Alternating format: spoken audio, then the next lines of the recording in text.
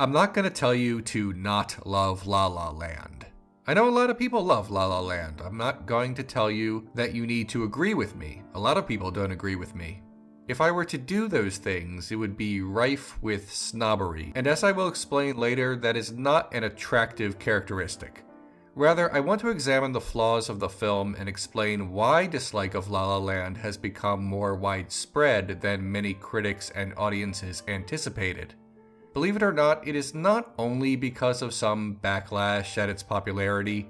There are legitimate reasons why this movie fails to appeal to so many people. And there are legitimate failings of the movie itself. Let's begin with...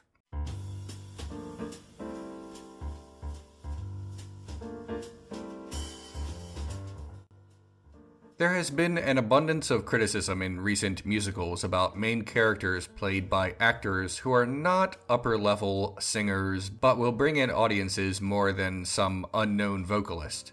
Dwayne "The Rock" Johnson in Moana, for example, and Emma Watson in Beauty and the Beast.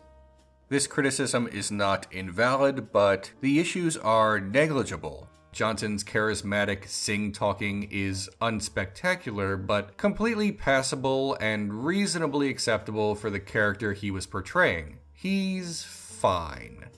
Emma Watson may not be an opera singer, but her voice is lovely and fits well within the film. She's fine. Ryan Gosling is not fine. He groans out lyrics as the director hopes the actor's overall charm and good looks will distract us from the fact that he can't sing. Neither can most people, I certainly can't, but I'm not the one starring in a Hollywood musical.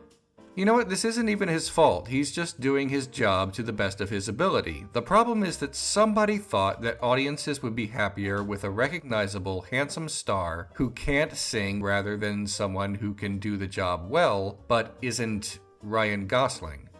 Now, the proponents of Ryan Gosling's casting will say that the film needed big stars, not big musical talents, but there are actually tons of well-known actors who can also sing. Behold.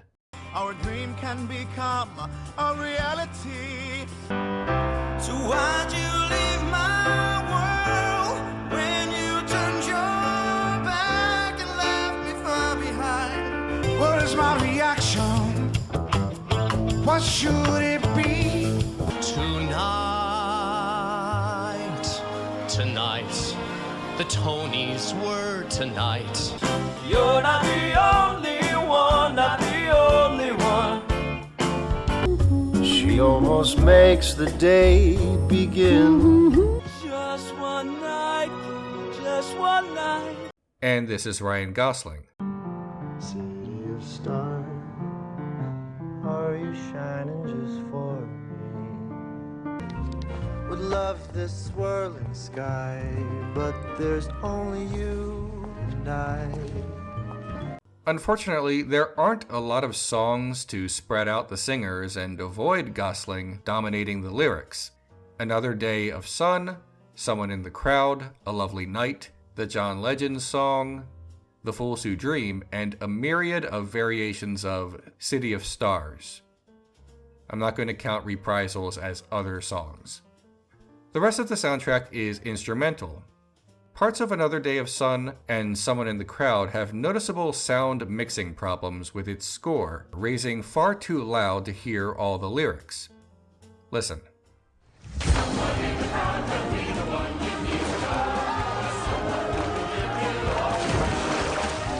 I know someone out there is raising his hand saying he absolutely can hear every word after Googling the lyrics, but no, don't bother. The sound mixing problem is obvious. Anyway, there is a reason people feel that La La Land drags in the middle. The first two rousing songs are gone, and all we have are instrumental works over montage and variations of the same dreary song.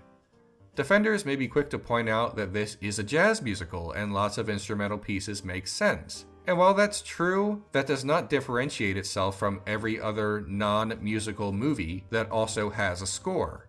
So, every single movie. The fact is, for a musical, La La Land does not have a lot to sing along to.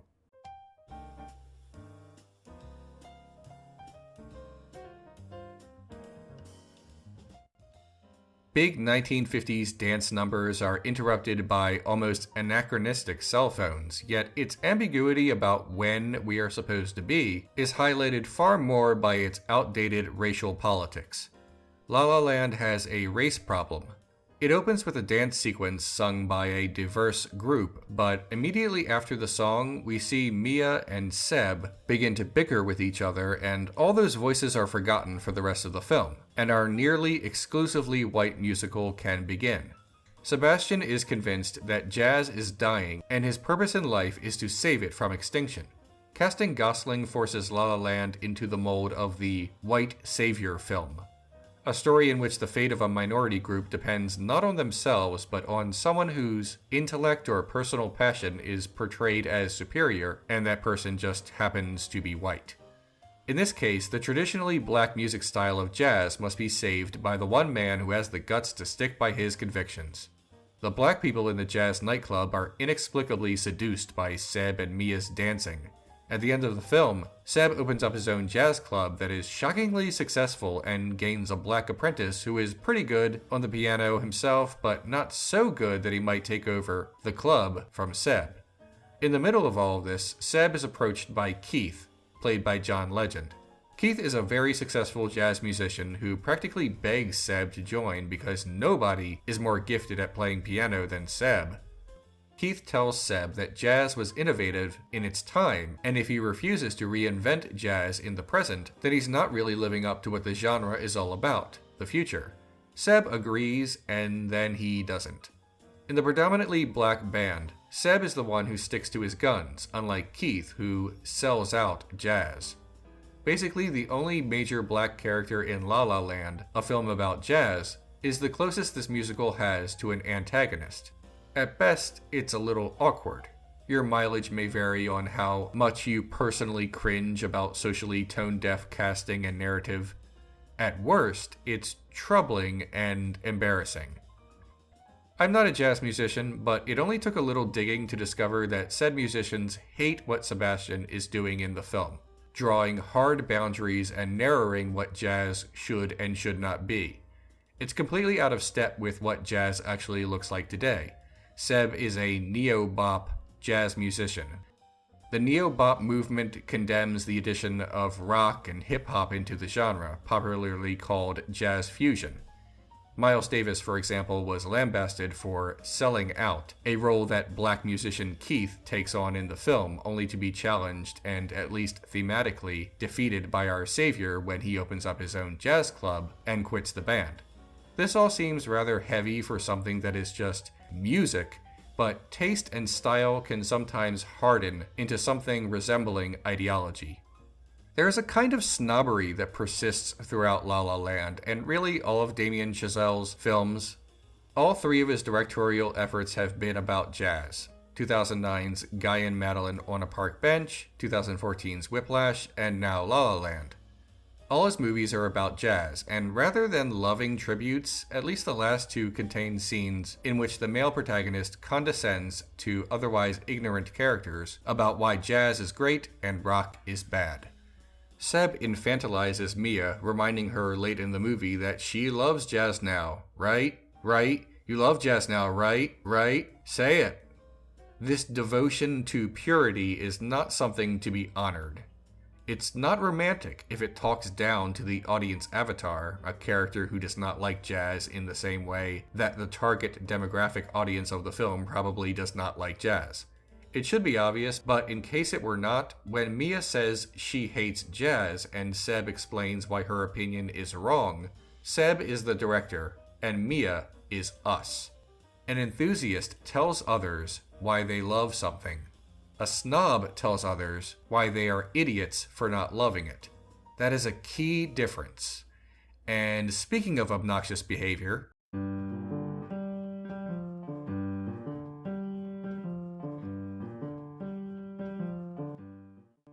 main characters in film generally require a flaw to overcome or an obstacle. When the lead or leads in a film have flaws, this is part of their development. They need to go through their arc. They need to transform, to go through a change. At the end, they are different, hopefully better, than they were at the start. A film frames this change as positive and their flaw as negative. So when I say that in La La Land the characters are selfish and snobby, I am not referring to their flaw that the movie thinks they need to overcome in order to achieve a goal and or change. The film presents their awfulness as positive. The film is not self-aware enough to realize this. Characters both can and should be flawed, but framing is everything. La La Land frames these characters as wonderful, fantastic dreamers. Mia is a non-entity. She has little to talk about. We know nothing about her personality. We only know about her dream. She wants to be a famous actress, and oh yeah, she does not like jazz at first. Then she does because Seb mansplains to her enough, and all any woman ever needs is some hipster doofus to educate them until they become the perfect embodiment of the man's interests. What are Mia's personality traits? Besides her goals, who is she? This is not the fault of the actress, who is fine, but the writer/director. Mia creates a one-woman play to showcase her acting, but the film has no interest in the details of that process.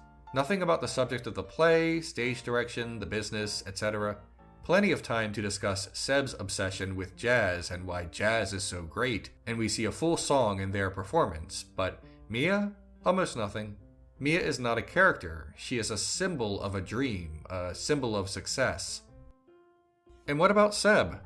Well, Seb is the director's false idea of romanticism. In one scene, someone uses the word romantic derisively, and that offends Seb, casting him as our personification of this quality. Chazelle's protagonists have this in common, carrying the world on their back. They're music martyrs, suffering alone for the salvation of the world. Look, romanticism is both wonderful and necessary for art, but I don't think we're seeing a good use of romanticism in La La Land, if at all. We're seeing a kind of social form of solipsism. Seb receives bills in the mail, and rather than getting a paying job, he believes he is above this. He is an artist. Paying bills and working for a boss, well, that's for everyone else. Seb is hired to play keys for an 80s cover band, and he bemoans this position because he is a serious musician. Oh no, Seb, you have to make money and work your way up in your chosen profession? How do you think life works? Before this, Seb is hired to play Christmas music for the owner of a restaurant. From their dialogue, Seb has worked here before, but was let go. The owner, Bill, is willing to give him a second chance so long as he sticks to the playlist. Seb reluctantly agrees, arguing with Bill that he also wants to play his jazz songs. It's bizarre to watch. He is hired to perform a specific job, but he just keeps arguing about making it all about himself. Eventually, Seb cannot control himself and plays a loud song that is not on the playlist, and he is let go. The way this is narratively framed in the film, we are supposed to sympathize with Seb and demonize Bill. After all, Seb was just doing what was in his heart. He's a romantic. Like all egotists, all snobs, Seb assumes he is in the right. He just wanted to play jazz. But what about what Bill wanted? Bill wanted to give his customers a Merry Christmas. Seb does not even entertain the idea because he's a rebel. He's a purist. When Mia is on a date with her boyfriend, she quietly says I'm sorry and leaves him in the middle of their night out to go date someone else. The movie wants us to applaud her romantic spontaneity, but imagine if your girlfriend or boyfriend did that to you in real life. They would be, a jerk, rude and selfish. Seb thinks himself so unique, but he is just one of many people who think that their individuality is not only a badge of honor, but also an excuse to treat others how they please under the guise of being true to themselves. Individuality is important, but the world is more than just you. Actions have consequences, and nobody exists in a vacuum. You are only the most important person in the world in your own head. Film characters should, of course, be flawed. Their arc depends on it, but framing is key here. The film is not claiming that Seb needs to go through a change and stop being such a jazz purist and snob. It is claiming that the world around Seb needs to change. And that is terrible. La La Land does not recognize Seb's actual flaws, his actual obnoxiousness, his actual unreliability and unrelatability. There is a scene in which Mia tells Seb that she is worried people will think her one-woman show is too nostalgic. Seb says that if they don't get it, fuck 'em. The thinly veiled implication here is that if the audience does not like La La Land, which fits the description of nostalgic, fuck 'em. This isn't a wink to the audience, it's a middle finger, and it so perfectly encapsulates the snobbery of the film, the selfishness and self-righteousness of Seb. Not to mention the tone-deaf attitude of the director, the belief that these are people who we should aspire to be. And that's explicitly stated too. The lyrics to The Fools Who Dream reference these dreamers, as Mia belts out, "And that's why they need us." She's referring to herself and other dreamers, and they are everyone else who needs them. I have never heard more smug, self-satisfied lyrics. To La La Land, normal people need dreamers like the vacant Mia and the solipsistic Seb just to get through the day. La La Land is so out of touch with the lives of real people. Dream jobs are for those who don't have to pay rent.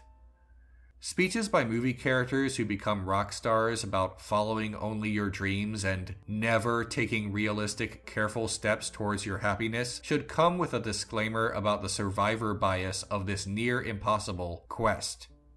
People say this is a subversion of the classical musical because things don't work out in the end. Except that they do. They definitely do. Seb's dream was not Mia. Mia's dream was not Seb. Seb's dream was to open a jazz club, and he did. Mia's dream was to become a famous actress, and she did. Their improbable dreams came true. Their romance was not the goal, it's just what they did in the meantime. So no, this is not a radical take on the musical or a transgression of the genre, or even grounded in reality. It's a musical, and not a particularly good one. Critics were so starved for musicals that A Crust of Bread looked like a big, juicy steak.